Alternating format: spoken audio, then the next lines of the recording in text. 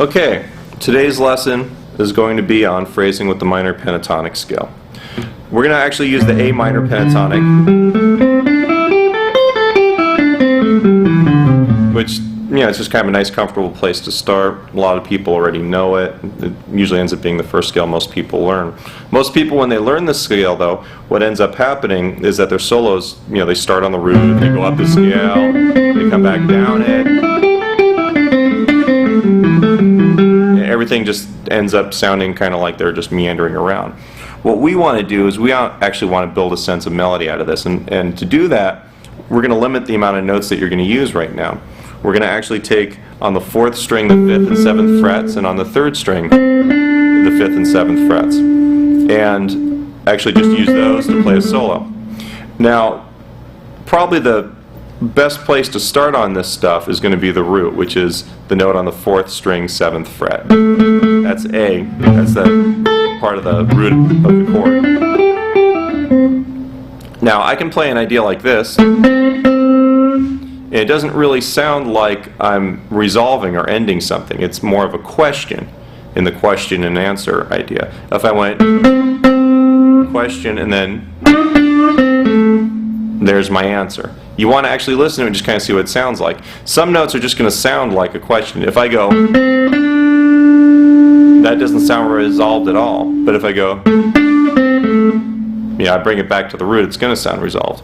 These notes are all going to sound different and work different for you depending on what you're doing. But what I want you to do is try a couple of these ideas. We'll take, all right, and then we're going to play it with a different ending. How does that sound to you? Is that a question or is it an answer? How about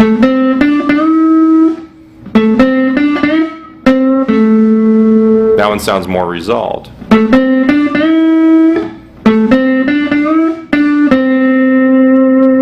How does that sound to you? These are all going to have different applications. You can take any of the notes or any sections of the scale and try and use them in the same way. Here's the first 2 strings worth. So what I have right there is the 5th and 8th frets on the 2nd string, 5th fret and 8th fret on the 1st string.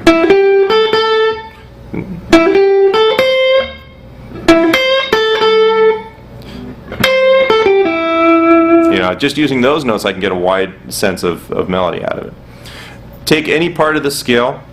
There are some written exercises in with this entry, but try and stay away from having these really long phrases that don't seem to go anywhere.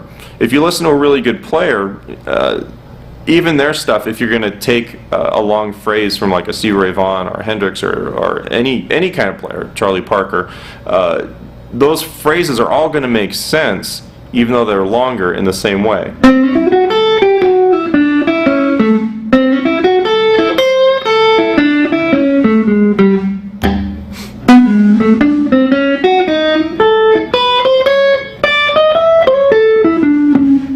Anything like that, that's still going to actually give you a strong sense of melody out of it. It's not like I'm just kind of going up and down randomly. I'm picking out chord tones within the phrases. I'm actually trying to make sure that they respond to each other and so on. So just kind of keep that in mind as you're working on this kind of soloing. Try and have what you play make sense. The easiest way is to play in small, like 3 and 4 note groups to start with, and then expand upon that.